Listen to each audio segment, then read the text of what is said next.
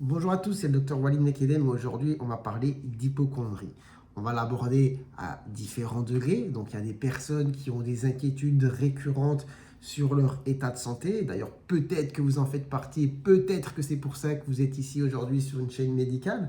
Mais enfin, il y a des personnes qui souvent, comme je le dis, sont très inquiets, préoccupés par la santé. Dès qu'ils ont un petit symptôme, se disent « Ouh là là, j'ai peut-être quelque chose ». Mais finalement, quand ils vont voir le médecin ou que le temps passe, les choses font qu'ils pensent rapidement à autre chose et passent à autre chose, mais le phénomène revient assez souvent.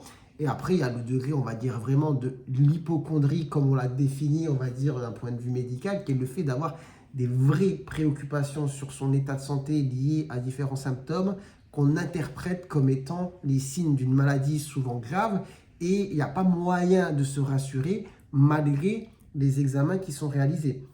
Et donc, il y a des personnes qui sont vraiment convaincues d'avoir telle ou telle maladie et qui vont explorer, et malgré les analyses qui reviennent en général normales, eh bien non, c'est difficile de s'enlever de la tête que finalement, il n'y a rien. Et donc là, on est vraiment sur l'hypocondrie au sens propre du terme, au sens qu'on va dire pathologique. Mais je parlais aussi dans cette vidéo des personnes qui, sans arriver à ce stade-là, sont souvent très stressées sur tout ce qui concerne la santé et ont souvent du coup des scénarios qui se font dans leur esprit dès qu'il y a tel ou tel symptôme qui apparaît. Du coup, déjà, ce que je voulais dire, c'est que ces préoccupations sur la santé, en fait, sont le reflet d'une anxiété plus globale. Et chez certaines personnes, ce mécanisme un petit peu de défense du cerveau qui va se focaliser sur la thématique santé pour y mettre finalement tout l'influx, toute l'énergie de stress et d'anxiété. Mais au-delà de ça, quand on dézoome, en fait, il y a un tempérament, soit anxieux de base, soit une situation de vie qui fait qu'on ressent beaucoup de stress et d'anxiété, mais qu'on ne le conscientise pas forcément, et tout va aller sur les thématiques santé. Et donc, il y a des personnes très anxieuses, très stressées, de manière, on va dire, assez récurrente, chronique, qui vont avoir des phases comme ça, où quand le pic de stress, d'anxiété va monter, eh bien, on va avoir des préoccupations sur son état de santé avec l'impression de développer telle ou telle maladie, où on va ruminer, cogiter sur tel ou tel symptôme, faire une fixette dessus, commencer à faire des recherches sur le sujet, et puis après, tout le process va alimenter la chose. Vous faites des recherches, vous voyez 2-3 symptômes, vous voyez sur Internet, sur ChatGPT que c'est peut-être ça, et après, votre cerveau alimente, vous continuez à chercher, vous continuez à ressentir des choses. Enfin bref, c'est une spirale assez infernale. Mais comme je l'ai dit, en début de vidéo, ça peut être assez passager, mais récurrent. Donc il y a des personnes qui vont vivre cette spirale, et puis finalement le temps va faire que les choses dans la vie se tassent, se calment, et finalement on passe à autre chose, mais plus tard, voilà, ça revient, c'est assez récurrent. Et après, comme je l'ai dit, il y a des personnes qui vont au-delà de ça, qui sont dans un degré beaucoup plus important, où vraiment on est dans le cadre de la pathologie, donc du trouble anxieux, avec préoccupation majeure sur l'état de santé, et comment dire, conviction d'avoir une maladie. Et donc là, dans ce cadre-là, ça nécessite vraiment une prise en charge psychologique et un traitement. Et en général, du coup, ce symptôme, la d'hypocondrie, est le symptôme d'un trouble anxio-dépressif quand même majeur, important, qui nécessite une prise en charge médicale, comme on traiterait un trouble anxio-dépressif sans forcément préoccupation d'hypocondrie. Et donc, pour ces personnes, c'est difficile en fait d'accepter cela parce que ce qui alimente au début, c'est un cercle vicieux, c'est-à-dire qu'elles ont la préoccupation, elles ont la conviction d'avoir une maladie, par exemple un cancer ou autre, et donc elles ne vont pas accepter le fait qu'au-delà de ça, il y a un trouble anxio-dépressif avec une grosse composante anxieuse focalisée sur l'état de santé et avec de l'hypocondrie. Et donc, pour certaines personnes, la prise en charge psychologique et le traitement qui va avec ne va pas être débuté, ne va pas être commencé.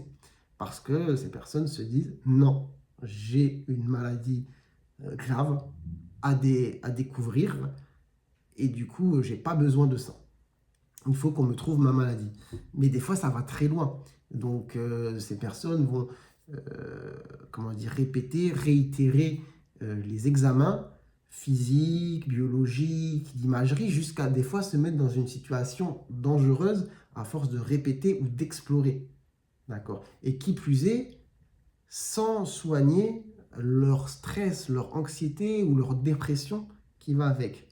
Et donc, on va aussi avoir d'autres symptômes qui vont s'associer au-delà de l'hypocondrie, les symptômes classiques, les troubles anxio-dépressifs, comme voilà, la fatigue physique, psychique, les troubles de l'humeur, l'irritabilité, la tristesse, les angoisses, le stress, les troubles de l'appétit, les pertes de poids ou les prises de poids en fonction des personnes, les troubles du sommeil, les troubles de la libido. Et forcément, vous imaginez si de base, vous avez une préoccupation majeure sur la santé et qu'à ça se rajoutent tous ces symptômes, vraiment, on est sur le serpent qui se mord la queue. Et donc, voilà, il est important d'avoir tout ça en tête et je sais que c'est compliqué en pratique, mais si vous êtes concerné ou si vous avez des personnes concernées dans la famille, c'est important voilà, d'avoir, on va dire, cette vue globale et de se dire qu'on est vraiment sur un cercle vicieux, mais qu'il faut, dans cette spirale infernale, limiter la répétition des examens. Parce que c'est ce qui nourrit aussi le stress, l'angoisse, etc. Et je vais y venir un peu plus tard dans la vidéo sur que faire d'ailleurs pour essayer de diminuer les préoccupations sur la santé ou en tout cas de se rassurer quand justement on a un peu tendance à ça, même si on n'est pas au stade majeur d'hypocondrie comme je l'ai décrit. Parce que du coup, pour les personnes pour qui c'est moins important, mais c'est récurrent, comme je l'ai dit précédemment, ça reste le reflet, ça reste le symptôme d'une anxiété. Voilà, d'une anxiété. Et donc, il faut être vigilant parce qu'en fait, quand vous avez des préoccupations comme ça, vous focalisez un petit peu sur vos problèmes de santé, il faut se dire, attends, je dézoome un peu, mais si en ce moment, je suis en train de focaliser là-dessus, c'est parce que globalement, je ne suis pas au top en ce moment. Je suis peut-être trop stressé, trop anxieux, et que peut-être j'ai besoin de prendre du recul, de faire une pause, de faire certains aménagements dans ma vie, peut-être de parler justement à un professionnel, de consulter. Et c'est justement cette prise de recul, ce repos, qui va faire en sorte que je vais me sentir un peu mieux, et du coup, je vais arrêter de focaliser sur la santé sans forcément arriver à un stade où on va avoir recours à un traitement. Mais on est dans une étape, on va dire, préliminaire ou dans une étape, on va dire, à un degré inférieur à ce que j'ai décrit tout à l'heure. Et donc, quand on est justement à ce stade, on va dire, via certaines techniques, on peut gérer un petit peu ces préoccupations, je vais vous en donner une. Souvent, les gens qui ont justement du stress, des préoccupations sur la santé, c'est assez classique. Ils ont des symptômes, ils vont aller checker sur Internet. D'accord, c'est assez normal. Surtout maintenant avec l'intelligence artificielle, ChatGPT, Gemini, etc. Vous tapez, vous racontez votre histoire et il vous fait un détail précis de ce qui pourrait exister, etc. Et donc forcément, ça nourrit du stress et des inquiétudes. Ma technique, enfin, que je vous propose, c'est vraiment de toujours contextualiser et d'en savoir toujours beaucoup plus sur les maladies en général. C'est pour ça que c'est bien d'ailleurs d'être sur ces chaînes. Si ce n'est pas déjà fait, abonnez-vous. Peut-être que vous en saurez un petit peu plus. Mais en fait, ce qui nourrit beaucoup le stress, l'inquiétude des gens quand ils ont un symptôme, c'est qu'ils rattachent ce symptôme à une pathologie. Et donc après, forcément, on tourne en rond là-dessus. Mais vous savez peut-être qu'un symptôme, en général, n'est pas spécifique d'une maladie.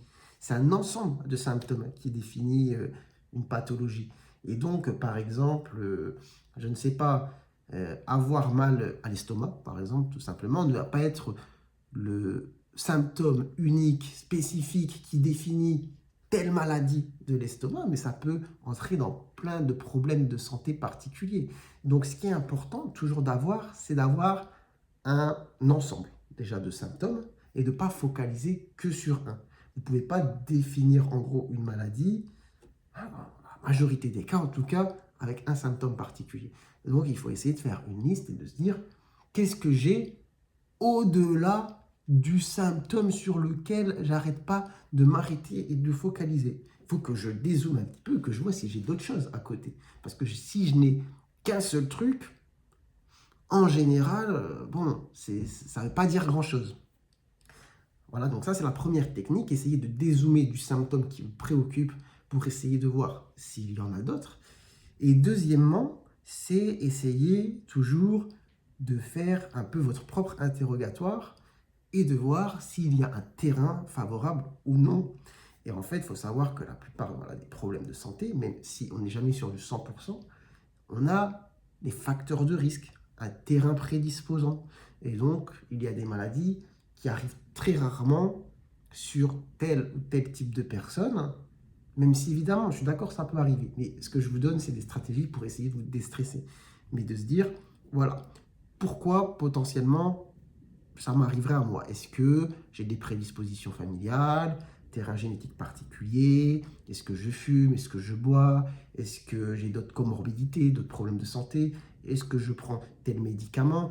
Quel âge j'ai? Est-ce que je suis un homme ou une femme? Vous voyez, ça vous permet un petit peu de dézoomer et potentiellement de vous rassurer. Donc déjà, si vous faites le bilan sur le terrain, les prédispositions, si à côté de ça, vous dézoomez sur le symptôme qui vous préoccupe et que vous essayez de voir de manière plus globale, est-ce qu'il y a d'autres choses, peut-être que ça peut vous soulager.